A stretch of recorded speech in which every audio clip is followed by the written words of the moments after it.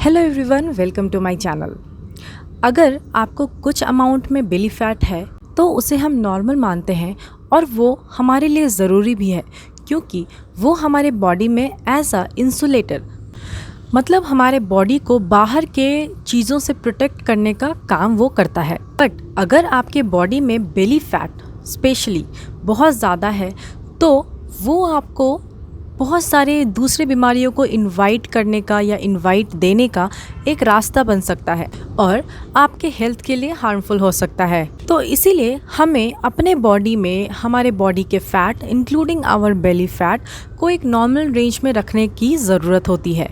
आज इस वीडियो में मैं इसी बेली फैट्स के बारे में बात करूंगी कि ये कितने तरह के होते हैं, कौन से बेली फैट आपको हार्म कर सकते हैं और कुछ एविडेंस बेस्ड तरीका आपको बताऊंगी जिससे कि आप अपने बेली फैट को रिड्यूस कर सकते हैं। तो अब बात करते हैं कि हमारे बॉडी में कितने टाइप ऑफ बेली फैट होते हैं, मतलब जो फैट हमारे एब्डोमिनल एरिया में होते हैं वो कितने तरह के होते हैं।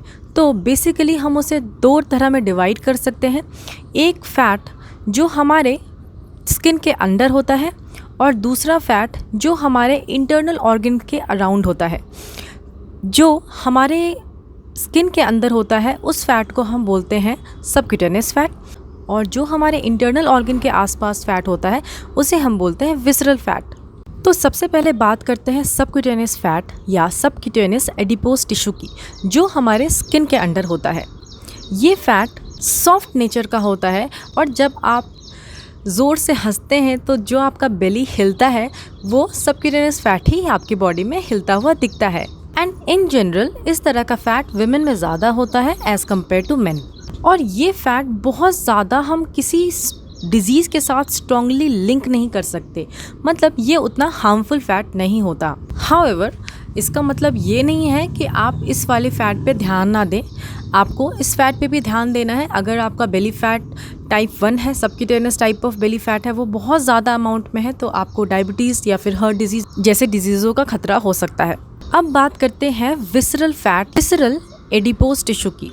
ये उस तरह का फैट होता है जो हमारे इंटरनल ऑर्गन के आसपास प्रेजेंट होता है, जैसे हमारा किडनी, हमारा लिवर। इस तरह के फैट को हम जनरली हार्मफुल बेली फैट मानते हैं और ये फैट ज़्यादा एक्टिव होता है क्योंकि इसमें बहुत ज़्यादा ब्लड वेसल्स होते हैं, इसमें नंबर ऑफ सेल्स ज़्यादा होते हैं, नर्व सेंसेशन इस फैट में ज़्यादा होती है। अगर आपके बॉडी में विसरल फैट ज़्यादा है तो आपको इंसुलिन रेसिस्टेंस होने का चांस ज़्यादा होता है जो आपके शुगर लेवल को कंट्रोल करता है और इसकी वजह से आप में टाइप 2 डायबिटीज़ डेवलप होने के चांसेस बढ़ जाते हैं। और ये फैट मेन में ज़्यादा होने के चांसेस होते हैं एज कम्पेयर टू फीमेल्स। ये मेल्स का जो बॉडी टाइप होता है वो जनरली एप्पल शेप होता है और फीमेल्स में क्योंकि लोअर एब्डोमेन में ज़्यादा फैट जमा होने के चांसेस होते हैं तो उनका बॉडी पीयर शेप होता है जैसे जैसे बेली ग्रो होती है। और एक इंटरेस्टिंग बात ये भी है कि आपके बॉडी में fat distribution with age change होता है। जैसे प्री मेनोपॉजल जो फीमेल्स होती हैं, मतलब यंगर फीमेल्स जो होती हैं, उनमें जो फैट होता है वो बेसिकली सबक्यूटेनियस ज़्यादा अमाउंट में होता है और जो फीमेल्स पोस्ट मेनोपॉजल होती हैं उनमें विसरल फैट ज़्यादा अमाउंट में होता है, जिसकी वजह से उस एज तक पहुंचते पहुंचते मेटाबॉलिक डिजीज़ होने के चांसेस बहुत ज़्यादा हो जाती हैं, जैसे थायराइड, डायबिटीज़, इस तरह की डिजीज़। अब बात करते हैं कि बेली फैट हार्मफुल क्यों होता है अगर ये एक्सेस अमाउंट में होता है। तो इसका रीज़न ये है कि जैसे मैंने कहा जो डीपर फैट होता है, जो विसरल फैट होता है वो एक्टिव फैट होता है, उसमें बहुत सारे सेल्स होते हैं, नर्व्स होती हैं, ब्लड सप्लाई होता है। तो इसका मतलब ये होता है कि वो कुछ तरह के हार्मोन्स या फिर अदर सब्सटेंसेस भी निकालने की कैपेसिटी रखते हैं जो आपके बॉडी में डिजीज़ कॉज करने के लिए काफ़ी है। जैसे अगर वो इंसुलिन रेसिस्टेंस पैदा कर रहे हैं तो डायबिटीज़ होने के चांसेस होते हैं, अगर वो इन्फ्लेमेटरी प्रोटीन निकालते हैं तो और अदर सिस्टमिक डिजीज़ आपको होने के चांसेस बढ़ जाते हैं। अब एक और बात आती है कि विसरल फैट, जैसे मैंने बताया कि हमारे इंटरनल ऑर्गन के पास होते हैं जैसे किडनी, लिवर। तो विसरल फैट और लिवर हेल्थ का क्या रिलेशन है? अगर आपके बॉडी में इंटरनली फैट बहुत ज़्यादा बन रहे हैं तो आपके लिवर पे क्या असर दिखा सकता है? तो विसरल फैट जो होता है वो लिवर के पोर्टल वेन, लिवर में एक वेन होता है जिससे ब्लड का ट्रांसफ़र होता है आपके जीआई ट्रैक, मतलब आपके डाइजेस्टिव ट्रैक से लेकर के लिवर तक। तो अगर उस वेन के आसपास फैट प्रेजेंट है तो ये फैट कुछ टॉक्सिक सब्सटेंसेस आपके लिवर के अंदर ट्रांसफ़र करता है, जैसे फैटी एसिड हो गया, इन्फ्लेमेटरी प्रोटीन्स हो गया। और ये चूँकि ये टॉक्सिन सब्सटेंसेस आपके लिवर में चले जाते हैं प्रोसेसिंग होने के लिए, तो ये लिवर के हेल्थ के लिए ठीक नहीं होता। और इसी वजह से कभी कभी डायबिटीज़ के चांसेस तो होते ही हैं। उसके साथ साथ अगर आप अल्कोहल कंजम्पशन नहीं भी कर रहे हैं, फिर भी अगर आपको बेली फैट ज़्यादा अमाउंट में है, तो आपको फैटी लिवर होने का चांस बढ़ जाता है। अब मैंने आपको फ़ैट के बारे में बता दिया और इसके टाइप के बारे में बता दिया, ये क्यों डेंजरस होता है ये मैंने बता दिया।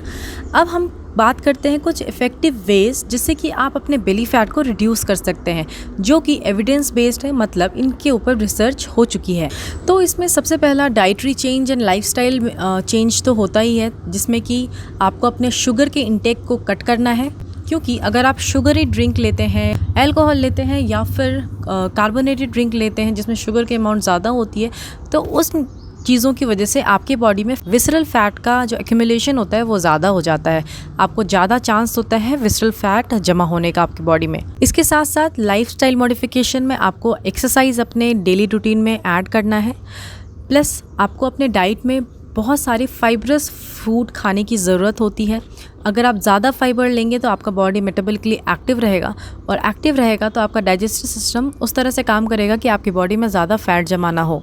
इसके साथ साथ अल्कोहल कंजम्पशन तो आपको रोकना ही है, और आपको कट करना है प्रोसेस्ड फूड, मतलब जो पैकेट फूड होता है वो आपको कम खाना है, क्योंकि उसमें जो केमिकल्स होते हैं वो आपके लिए हेल्थ के लिए ठीक नहीं होते।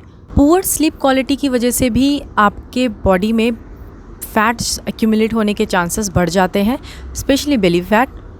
इसके साथ साथ आपको फैटी फूड छोड़कर हाई प्रोटीन फूड लेने की ज़रूरत है, और अपने डाइट में कार्बोहाइड्रेट भी आपको रिड्यूस करना चाहिए।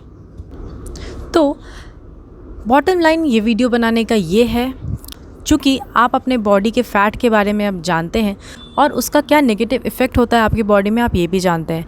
तो अगर आपको ओबेसिटी इस तरह की प्रॉब्लम है, तो आपको अपने डाइट और लाइफस्टाइल मॉडिफिकेशन में सस्टेनेबल चेंज लाने की ज़रूरत है। और अगर उससे भी आपको बहुत ज़्यादा फ़र्क नहीं पड़ रहा, तो आपको एक रजिस्टर्ड डाइटिशियन से अपने डाइट को लेकर के बात करनी चाहिए,